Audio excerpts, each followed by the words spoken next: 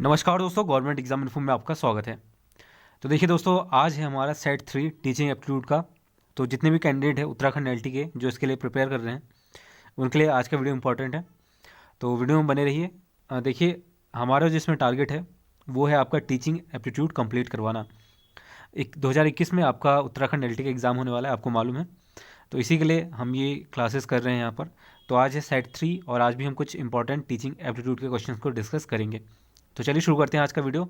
और शुरू करने से पहले जितने भी अभी नए कैंडिडेट जुड़े हैं यहाँ पर, वो सब्सक्राइब कर लें और पास में बेल आइकन को भी प्रेस करके रखें सभी अपडेट्स प्राप्त करने के लिए। और इसके अलावा अगर आप इस वीडियोस के पीडीएफ फाइल चाहते हैं तो आप टेलीग्राम से जुड़ जाएं।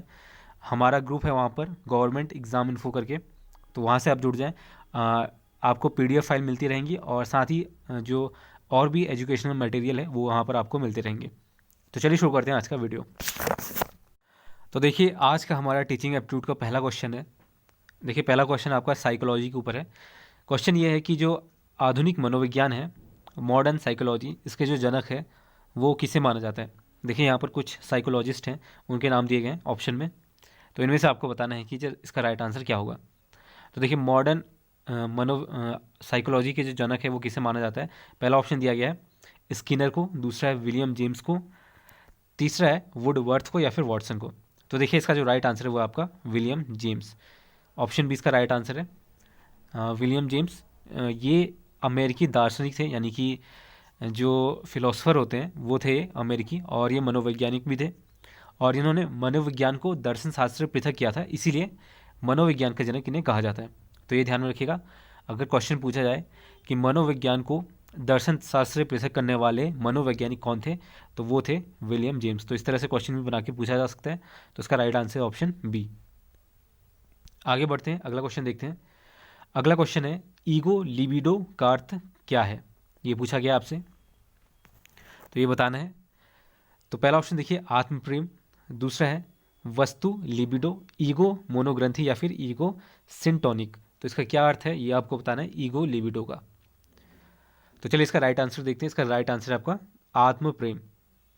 ईगो लिबिडो यानी कि आत्म प्रेम, इसका मतलब होता है आत्म प्रेम। तो ये इसका राइट आंसर है ऑप्शन ए। आगे बढ़ते हैं, अगला क्वेश्चन देखते हैं। ई एच इरिक्शन के अनुसार मनोलैंगिक विकास की कितनी अवस्थाएं होती हैं। ई एच इरिक्शन के अनुसार मनोलैंगिक विकास की कितनी अवस्थाएं होती है आपको बताना है। यहाँ पर ऑप्शन देखिए 8, 6, 7 या फिर 9। तो ई एच इरिक्शन के अनुसार जो मनोलैंगिक आपकी विकास की अवस्थाएं हैं वो कितनी होती हैं, तो इसका जो राइट आंसर है वो है आपका 8। तो ये हो गया इसका राइट आंसर। बात करें ई एच इरिक्सन की, तो ये जो है एक जर्मनी के मनोविश्लेषक हैं, मनोविश्लेषक थे और मनोसामाजिक सिद्धांत के लिए इन्हें जाना जाता है। तो ये ध्यान में रखिएगा, ई एच इरिक्सन को मनोसामाजिक सिद्धांत के लिए भी जाना जाता है। ये भी क्वेश्चन पूछा जा सकता है आपसे। तो ये हो गया क्वेश्चन नंबर 3। आगे बढ़ते हैं, अगला क्वेश्चन है हमारा शिक्षण विधियों तथा शिक्षण नीतियों में अंतर होता है। किस चीज़ का अंतर होता है ये आपको बताना है। पहला देखिए प्रारूप का, दूसरा है सिद्धांत यानी कि थ्योरीज का, उद्देश्यों का या फिर पाठ्य वस्तु का। तो ये इसका राइट आंसर क्या होगा ये आपको बताना है। तो देखिए, शिक्षण विधियों और शिक्षण नीतियों में जो अंतर होता है वो होता है उद्देश्यों का। देखिए, जिस ढंग से शिक्षार्थी को यानी कि स्टूडेंट को ज्ञान प्रदान करता है उसे कहते हैं शिक्षण विधि यानी कि पढ़ाने का तरीका। जबकि शिक्षण नीति की बात करें तो जिसमें शिक्षण के उद्देश्य, पाठ्य वस्तु और छात्रों की पृष्ठभूमि को विशेष महत्व दिया जाता है। यानी कि जो आपका सिलेबस है और छात्र कहाँ से आते हैं, उनको उन तक शिक्षा कैसे पहुँचाई जाए, ये शिक्षण नीति होता है। तो इन दोनों में ही उद्देश्यों का अंतर होता है, शिक्षण विधि और शिक्षण नीति में। तो ये ध्यान में रखिएगा, उद्देश्यों का अंतर होता है शिक्षण विधि और शिक्षण नीति में। ऑप्शन सी इसका राइट आंसर है। क्वेश्चन नंबर 5 है आज का। सुपर ईगो का विकास किस मनोलैंगिक अवस्था में सबसे अधिक होता है। सुपर ईगो का विकास किस मनोलैंगिक अवस्था में सबसे अधिक होता है। पहला ऑप्शन गुदावस्था, अव्यक्त अवस्था, जननेन्द्रीय अवस्था या फिर यौन अवस्था। ऑप्शन डी है यौन अवस्था। तो ये आपको बताना है। तो देखिए, इसका जो राइट आंसर है वो मैं आपको बताता हूँ। देखिए, सुपर ईगो का विकास किस मनोलैंगिक अवस्था में सबसे ज़्यादा होता है, तो इसका राइट आंसर है अव्यक्त अवस्था। ऑप्शन बी इसका राइट आंसर है। अगला क्वेश्चन देखिए, क्वेश्चन नंबर 6 है, किस मनोवैज्ञानिक ने कहा था कि चेतन मन के साथ अचेतन मन पर भी ध्यान देना चाहिए? चेतन मन यानी कि कॉन्शियस माइंड के साथ सब कॉन्शियस माइंड पर भी ध्यान देना चाहिए, ये किस मनोवैज्ञानिक ने कहा था, ये आपको बताना है। ऑप्शन में बताता हूँ आपको, JB वॉटसन, वुडवर्थ, टाइडमैन या फिर फ्रॉयड। ये 4 मनोवैज्ञानिक के नाम दिए गए, इनमें से किसने ये कहा था कि जो चेतन मन है उसके साथ अचेतन मन पर भी ध्यान देना चाहिए? तो देखिए इसका जो राइट आंसर है वो है आपका फ्रॉयड ने। तो फ्रॉयड ने ये कहा था कि जो चेतन मन है उसके साथ अचेतन मन पर भी ध्यान देना चाहिए। तो ऑप्शन डी इसका राइट आंसर है। आगे बढ़ते हैं, अगला क्वेश्चन देखते हैं। अगला क्वेश्चन है, फ्रॉयड के अनुसार असामान्य व्यवहार का मौलिक कारण है? पहला ऑप्शन है प्रतिगमन, बी आंशिक दमन, सी पूर्ण दमन या फिर इनमें से कोई नहीं। तो ये आपको बताना है। तो देखिए इसका राइट आंसर है आंशिक दमन जो है आपके फ्रॉयड के अनुसार असामान्य व्यवहार का मौलिक यानी कि प्राइमरी रीजन है। तो आंशिक दमन, इसका राइट आंसर है ऑप्शन बी। क्वेश्चन नंबर 8 है, बाल केंद्रित शिक्षा की अवधारणा मनोवैज्ञानिक के किस संप्रदाय ने दी थी? ऑप्शन ए है यहाँ पर गेस्टोल्ड वाद, बी है यहाँ पर संरचनावाद, सी है मनोविश्लेषणवाद या फिर व्यवहारवाद। तो ये 4 ऑप्शन दिए गए, इनमें से कौन सा राइट आंसर है आपको बताना है। तो देखिए यहाँ पर मनोविश्लेषणवाद ने बाल केंद्रित शिक्षा की अवधारणा मनोवैज्ञानिक के किस संप्रदाय ने दी थी? तो ये है आपका मनोविश्लेषणवाद ने बाल केंद्रित शिक्षा की अवधारणा दी थी। ये जो संप्रदाय है मनोविश्लेषणवाद, इन्होंने ये अवधारणा दी थी। तो ये ध्यान में रखिएगा। आगे बढ़ते हैं, क्वेश्चन नंबर 9 है आज का, मनोविज्ञान आचरण एवं व्यवहार का यथार्थ विज्ञान है, ये कथन किसने कहा था? ये जो लाइन है वो किसने दिया था? पहला ऑप्शन स्किनर ने, वुडवर्थ ने, मैकडूगल ने या फिर वॉटसन ने। तो ये 4 यहाँ पर मनोवैज्ञानिक हैं, इन्होंने इनमें से किसने ये सेंटेंस कहा था? तो ये आपको बताना है। तो देखिए इसका जो राइट आंसर वो है आपका मैकडूगल ने कहा था मनोविज्ञान आचरण और व्यवहार का यथार्थ विज्ञान है। तो ये ध्यान में रखिएगा, मैकडूगल ने ये कहा था। आगे बढ़ते हैं, क्वेश्चन नंबर 10। देखिए शिक्षा के संकुचित अर्थ में शिक्षा प्रदान की जाती है। ऑप्शन ए निश्चित स्थान पर, प्रत्येक समय व स्थान पर, जीवन पर्यंत या फिर उपरोक्त सभी। तो इसका राइट आंसर है शिक्षा के संकुचित अर्थ में शिक्षा प्रदान की जाती है निश्चित स्थान पर। ऑप्शन ए इसका राइट आंसर है। अगला क्वेश्चन है, मनोविज्ञान व्यवहार व अनुभव का विज्ञान है, कथन किसने कहा था? ये ऑप्शन है स्किनर ने, वुडवर्थ ने, मैकडूगल ने या फिर वॉटसन ने। ये आपको बताना है। तो देखिए ये जो कहा था वो कहा था आपका स्किनर ने। स्किनर एक मनोवैज्ञानिक थे जिन्होंने ये लाइन कही थी। तो ऑप्शन ए इसका राइट आंसर है। क्वेश्चन नंबर 12 है आज का, बालकों की रुचि, शारीरिक मानसिक योग्यता तथा विभिन्नताओं का ध्यान किस प्रकार के शिक्षण में रखा जाता है? ये आपको बताना है। पहला है बहुकक्षीय शिक्षण में, मनोविज्ञान शिक्षण में, सामूहिक शिक्षण में या फिर ये सभी। तो देखिए इसका राइट आंसर उपरोक्त सभी, यानी कि बहुकक्षीय शिक्षण में भी, मनोविज्ञान शिक्षण में भी और सामूहिक शिक्षण में भी जो बालकों की रुचि है या फिर शारीरिक मानसिक योग्यता तथा विभिन्नताओं का ध्यान रखा जाता है इन तीनों में ही। तो इसका राइट आंसर ऑप्शन डी। अगला क्वेश्चन देखिए, क्वेश्चन नंबर 13 है आज का, वर्तमान में शिक्षा मनोविज्ञान किस अवस्था में है? पहला ऑप्शन देखिए शैशवावस्था, बाल्यावस्था, किशोरावस्था या फिर वृद्धावस्था। तो ये बताना है आपको जो वर्तमान में शिक्षा मनोविज्ञान है वो किस अवस्था में है। तो इसका राइट आंसर है शैशवावस्था। ऑप्शन ए इसका राइट आंसर है। आगे बढ़ते हैं, अगला क्वेश्चन देखते हैं। क्वेश्चन नंबर 14 है आज का, निम्नलिखित में से लंबात्मक विधि का अध्ययन किसने किया था? Option A Carl C Garrison ने, जॉन ड्यूवी ने, जॉन लॉक ने या फिर इनमें से कोई नहीं। तो ये आपको बताना है। तो देखिए जिन्होंने लंबात्मक विधि का अध्ययन किया था वो थे कॉर्ल सी गैरिसन ने। तो ये राइट आंसर है इसका। क्वेश्चन नंबर 15 है आज का, आधुनिक काल में एक परिवर्तन हुआ है, मनोवैज्ञानिकों ने धीरे धीरे अपने मनोविज्ञान को दर्शन शास्त्र से पृथक कर लिया है। पहले ये दोनों सेम होते थे, जो मनोविज्ञान माना जाता था वो दर्शन शास्त्र का हिस्सा माना जाता था। तो ये जो सेंटेंस है ये किसने कहा था ये आपको बताना है, यानी कि मनोवैज्ञानिकों ने धीरे धीरे अपने मनोविज्ञान को दर्शन शास्त्र से पृथक कर लिया है। तो इसका राइट आंसर क्या है ये आपको बताना है। राय बर्न ने, ड्यूवी ने, इमोविल ने या फिर गैरिट ने ये कथन कहा था। तो ये आपको बताना है। तो देखिए ये जो सेंटेंस दिया था, ये जो बात कही थी वो कही थी राय बर्न ने। तो ऑप्शन ए इसका राइट आंसर है। क्वेश्चन नंबर 16 है, निम्नलिखित में से मनोविज्ञानी को मन का विज्ञान किसने कहा था? जॉन ड्यूवी ने, डगलस ने, पेस्टोलॉजी ने या फिर स्किनर ने। तो ये 4 ऑप्शन दिए गए हैं, इसमें से जो राइट आंसर है वो आपको बताना है। तो देखिए मनोविज्ञान को मन का विज्ञान जो कहा था वो कहा था आपका पेस्टोलॉजी ने। तो ये राइट आंसर है ऑप्शन सी। क्वेश्चन नंबर 17 देखिए, प्लेवे पुस्तक के रचयिता हैं फ्रॉयड, वाटसन, मन या फिर Henry Caldwell cook. Henry Caldwell cook, ये 4 ऑप्शन दिए गए। तो इनमें से किसने प्लेवे पुस्तक की रचयिता की थी ये आपको बताना है। तो इसका राइट आंसर आपका मन ने। ऑप्शन सी इसका राइट आंसर है।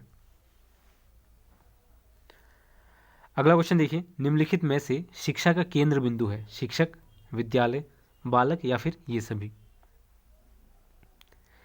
तो निम्नलिखित में से शिक्षा का जो केंद्र बिंदु है वो है आपका स्टूडेंट, यानी कि छात्र को ध्यान में ही रखकर आपको शिक्षा दी जाती है। तो ये राइट आंसर है ऑप्शन सी। क्वेश्चन नंबर 19 है, किस विधि में प्रयोग के दौरान व्यक्ति का मस्तिष्क 2 भागों में विभाजित हो जाता है, जिसमें एक भाग निरीक्षण करता है तथा दूसरे का निरीक्षण किया जाता है। तो यह किस विधि में होता है? पहला है अंतर्दर्श दर्शन में होता है, जीवन इतिहास में होता है, प्रयोगात्मक में होता है या फिर चरित्र लेखन में ये किया जाता है। तो देखिए इनमें से जो राइट आंसर कौन सा है आपको बताना है। तो देखिए अंतः दर्शन में ये होता है, जिसमें किसी व्यक्ति का मस्तिष्क के 2 भागों को जब किस विधि में प्रयोग के दौरान व्यक्ति का मस्तिष्क 2 भागों में विभाजित हो जाता है, जिसमें से एक भाग निरीक्षण करता है और दूसरे पर निरीक्षण किया जाता है। तो ये किया जाता है आपका अंतः दर्शन में। ऑप्शन ए इसका राइट आंसर है। आगे बढ़ते हैं, अगला क्वेश्चन देखते हैं। क्वेश्चन नंबर 20वां है, स्किनर किस देश के वैज्ञानिक थे? पहला ऑप्शन है जापान, अमेरिका, इंग्लैंड और इटली। तो इस तरह के क्वेश्चन भी पूछ लिए जाते हैं। जो आपके साइकोलॉजिस्ट हैं वो कहाँ से बिलोंग करते हैं, उनकी इंपॉर्टेंट थ्योरीज क्या है, ये सारी चीज़ें पूछ ली जाती हैं। तो इसमें पूछा गया है स्किनर किस देश के वैज्ञानिक थे, तो ये आपको बताना है। तो स्किनर थे आपके अमेरिका के। ऑप्शन बी इसका राइट आंसर है। क्वेश्चन नंबर 21वां देखिए, व्यवहार के निरीक्षण द्वारा किसी के मानसिक दशा का पता लगाना किस विधि की विशेषता है? व्यवहार के निरीक्षण द्वारा किसी के मानसिक दशा का पता लगाना किस विधि की विशेषता है, ये आपको बताना है। ऑप्शन ए देखिए प्रयोगात्मक, बी है आपका निरीक्षण, सी है गाथा वर्णन, ऑप्शन डी है चरित्र लेखन। तो इसका राइट आंसर क्या है ये आपको बताना है। तो देखिए इसका राइट आंसर है निरीक्षण। निरीक्षण करके ही व्यवहार के निरीक्षण द्वारा किसके मानसिक दशा का पता लगाना, किसी के मानसिक दशा का पता लगाना किस विधि की विशेषता, यानी कि निरीक्षण की विशेषता है ये। यानी कि आप किसी का निरीक्षण करके किसी की मानसिक दशा का पता लगा सकते हैं। तो ये राइट आंसर इसका। आगे बढ़ते हैं, क्वेश्चन नंबर 22वां है, मनोविज्ञान के संबंध में क्रो एंड क्रो की परिभाषा। क्रो एंड क्रो ने एक परिभाषा दी थी साइकोलॉजी के संबंध में, वो इनमें से कौन सी है ये आपको बताना है। पहला देखिए, मुझे बच्चा दो और बताओ कि उसे क्या बनाऊं, इंजीनियर, डॉक्टर या अन्य। ऑप्शन बी है यहाँ पर, किसी व्यक्ति के जन्म से लेकर वृद्धावस्था तक के अधिकतम अनुभव का वर्णन तथा धारणा ही मनोविज्ञान है। ऑप्शन सी है, मनोविज्ञान आचरण तथा व्यवहार का यथार्थ विज्ञान है। ऑप्शन डी है, मनोविज्ञान शिक्षा का आधारभूत विज्ञान है। तो इनमें से क्रो एंड क्रो ने जो परिभाषा दी थी मनोविज्ञान के संबंध में, वो कौन सी यहाँ पर सही है ये आपको बताना है। देखिए इसका अपोजिट भी क्वेश्चन पूछा जा सकता है, जैसे कि पहले इसका राइट आंसर देख लेते हैं। तो देखिए जो क्रो एंड क्रो ने मनोविज्ञान के संबंध में परिभाषा दी थी वो ये थी कि किसी व्यक्ति के जन्म से लेकर वृद्धावस्था तक के अधिकतम अनुभव का वर्णन तथा धारणा ही मनोविज्ञान है। ये यहाँ पर परिभाषा दी गई थी। क्वेश्चन ये भी पूछा जा सकता है कि किस मनोविज्ञानी ने ये सेंटेंस दिया था, किसी व्यक्ति के जन्म से लेकर वृद्धावस्था तक के अधिकतम अनुभव का वर्णन तथा धारणा ही मनोविज्ञान है, ये किसने कहा था। ऑप्शन दे दिए जाएंगे आपको, स्किनर, क्रो एंड क्रो, इस तरह से विलियम जेम्स, सभी मनोवैज्ञानिक के ऑप्शन दिए जाएंगे। और उसके बाद आपसे ये पूछा जा सकता है, तो ये ध्यान में रखिएगा, ये दिया था क्रो एंड क्रो ने। तो ये हो गया इसका राइट आंसर, ऑप्शन बी इसका राइट आंसर है। आगे बढ़ते हैं, 23वां क्वेश्चन है आज का। मनोविज्ञान को आत्मा का विज्ञान किसने कहा था? अरस्तु यानी कि अरिस्टोटल ने, वॉटसन ने, रूसो ने या फिर वुंट ने? तो इसका राइट आंसर है अरस्तु ने ये कहा था, एरिस्टोटल ने ये कहा था कि मनोविज्ञान को आत्मा का विज्ञान कहा था एरिस्टोटल ने। 24वां क्वेश्चन है, मनोविज्ञान के संबंध में स्किनर की परिभाषा क्या है? देखिए यहाँ पर भी एक क्वेश्चन ये पूछ लिया गया है। पहला देखिए, सेम ऑप्शन दिए गए हैं यहाँ पर जो अभी हमने 22वें क्वेश्चन में देखा। तो मनोविज्ञान के संबंध में स्किनर की जो परिभाषा थी वो मैं आपको बताता हूँ। स्किनर ने कहा था मनोविज्ञान शिक्षा का आधारभूत विज्ञान है, जबकि जो अभी हमने देखा उसमें क्रो एंड टो ने कहा था किसी व्यक्ति के जन्म से लेकर वृद्धावस्था तक के अधिगम अनुभवों का वर्णन तथा धारणा ही मनोविज्ञान है। तो देखिए अलग अलग मनोवैज्ञानिकों ने अलग अलग डेफिनेशन दिए थे मनोविज्ञान के। क्वेश्चन नंबर 25 है, शक्ति मनोविज्ञान का प्रतिपादन किसने किया था? वॉल्फ ने, टाइडमैन ने, वुंट ने या फिर टिचनर ने? तो ये आपको बताना है। तो देखिए इसका राइट आंसर है आपका वॉल्फ ने। वॉल्फ ने शक्ति मनोविज्ञान का प्रतिपादन किया था, तो ये राइट आंसर है। आगे बढ़ते हैं, क्वेश्चन नंबर 26 है आज का।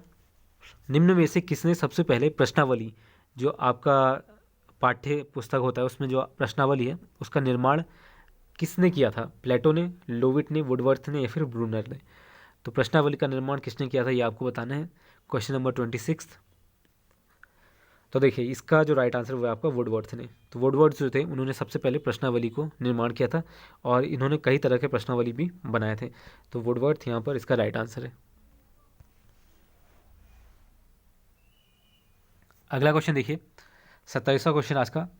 क्रो और क्रो ने किस विधि के संदर्भ में कहा मनोवैज्ञानिक प्रयोगों का उद्देश्य किसी निश्चित परिस्थिति या दशा में मानव व्यवहार से संबंधित किसी विश्वास का विचार का परीक्षण करना है? पहला ऑप्शन है अंतर्दर्शन के संबंध में कहा था, दूसरा बहिदर्शन के, प्रयोगात्मक और जीवन इतिहास इसके संदर्भ में कहा था। तो ये आपको बताना है। तो इसका राइट आंसर है अंतर्दर्शन के संबंध में इन्होंने ये कहा था। 28वां क्वेश्चन देखिए, खेलों के माध्यम से बालक में कौन सा गुण विकसित किया जाता है? कौन सा गुण विकसित होता है ये आपको बताना है। पहला है सामाजिकता का, नैतिकता का, व्यावसायिकता का या फिर भौतिकता का? तो देखिए इसमें से राइट आंसर क्या होगा ये आपको बताना है। तो देखिए 28वें क्वेश्चन का जो राइट आंसर है वो आपका सामाजिकता का। खेलों के माध्यम से बालकों में सोशलाइजेशन का गुण यहाँ पर बढ़ जाता है, डेवलप किया जाता है। तो ये राइट आंसर है सामाजिकता का। 29वां क्वेश्चन देखिए, मनोविज्ञान को सर्वप्रथम विज्ञान का दर्जा दिलाने वाली विधि है, यानी कि जो आपका साइकोलॉजी है इसको विज्ञान का दर्जा दिलाने वाली कौन सी विधि है? पहला है अंतर्दर्शन, बहिदर्शन, प्रयोगात्मक या फिर जीवन इतिहास? तो देखिए प्रयोगात्मक इसका राइट आंसर है। और इसकी बात करें तो जो आपका प्री साइंटिफिक पीरियड था उसमें जो मनोविज्ञान है उसे फिलोसफी यानी क्या, जैसा कि मैंने पहले बताया था आपको, दर्शन शास्त्र का एक शाखा थी मनोविज्ञान। और विलियम वॉन्ट ने 1889 में, माफ़ कीजिए 1879 में पहली मनोविज्ञान की प्रयोगशाला खोली थी और इसके बाद ही मनोविज्ञान का आपको यहाँ पर विज्ञान का दर्जा दिया गया था। तो ये ध्यान में रखिएगा, मनोविज्ञान का को सर्वप्रथम विज्ञान का दर्जा दिलाने वाली विधि है प्रयोगात्मक। 1889 में पहली बार मनोविज्ञान को की प्रयोगशाला खोली गई थी, ये भी क्वेश्चन पूछा जा सकता है। तो ये हो गया इसका राइट आंसर, प्रयोगात्मक विधि द्वारा विज्ञान का दर्जा दिया गया था साइकोलॉजी को। क्वेश्चन नंबर 13 है, 30वां क्वेश्चन आज का। निम्नलिखित में से संज्ञानवादी पद्धति के जनक है? पहला है वॉटसन, जीन पियाजे व ब्रूनर, कोहलर व कोफा या फिर इनमें से कोई नहीं? तो निम्न में से संज्ञानवादी पद्धति के जनक, संज्ञानवादी पद्धति यानी कि आपका कॉग्निजेंट थ्योरी कहते हैं इसे, तो इसके जनक कौन है ये आपको बताना है। ऑप्शन ए वॉटसन, जीन पियाजे व ब्रूनर, कोहलर व कोफा या फिर कोई नहीं? तो देखिए जीन पियाजे और ब्रूनर ने संज्ञानवादी पद्धति दी थी और जनक इन्हें माना जाता है। तो कॉग्निटिव थ्योरी इन्होंने दी थी और ये थ्योरी दी थी इन्होंने 1950 में। तो ये भी पूछा जा सकता है आपसे। तो ये था आज का हमारा आखिरी क्वेश्चन। देखिए अगर आपको हिंदी में थोड़ी बहुत प्रॉब्लम हो रही है, जितने भी छात्र हैं, कैंडिडेट हैं जिनको हिंदी में प्रॉब्लम हो रही है, तो मैं अब कोशिश करूँगा कि जो आने वाले वीडियोस हैं उसमें इंग्लिश में भी क्वेश्चंस इंक्लूड कर दूं, ताकि आपको दोनों में समझ में आ जाए। तो उसमें हम आने वाली वीडियोस में थोड़े कम क्वेश्चन लेंगे, लेकिन दोनों कैंडिडेट्स के लिए सही रहेगा, जो इंग्लिश में प्रिपेयर करते हैं या फिर जो इंग्लिश में पढ़ाई करते हैं या फिर जो हिंदी में करते हैं, दोनों के लिए यहाँ पर सही रहेगा। तो दोस्तों ये थे आज के 30 क्वेश्चंस, और इसमें हमने काफ़ी सारे क्वेश्चन देख लिए हैं। तो ये सभी क्वेश्चन यहाँ पर इंपॉर्टेंट है, कोई भी यहाँ पर ऐसा क्वेश्चन नहीं है जो नहीं पूछा जा सकता है। पिछले साल का पेपर देखिए, उसमें भी काफ़ी मतलब क्वेश्चन जो थे ठीक ठाक पूछे गए थे, बहुत इजी नहीं पूछे गए थे, आसान क्वेश्चन नहीं पूछे गए थे। तो इसी के अनुसार आपको तैयारी करनी पड़ेगी यहाँ पर। तो ये हो गया आज का वीडियो, और अब आगे को जो नेक्स्ट सेट आएंगे उसमें हम बाय लैंग्वेज रखेंगे, दोनों लैंग्वेज का इंक्लूड कर लेंगे उसमें। तो दोस्तों ये थे आज के वीडियो, और जो भी कैंडिडेट अभी टेलीग्राम से नहीं जुड़े, तो एक बार और आपको कह देता हूँ यहाँ पर कि आप टेलीग्राम से जरूर जुड़ लें, ताकि आप सभी PDF प्राप्त कर लें। तो तब तक के लिए दोस्तों धन्यवाद, मिलते हैं अगले वीडियो में।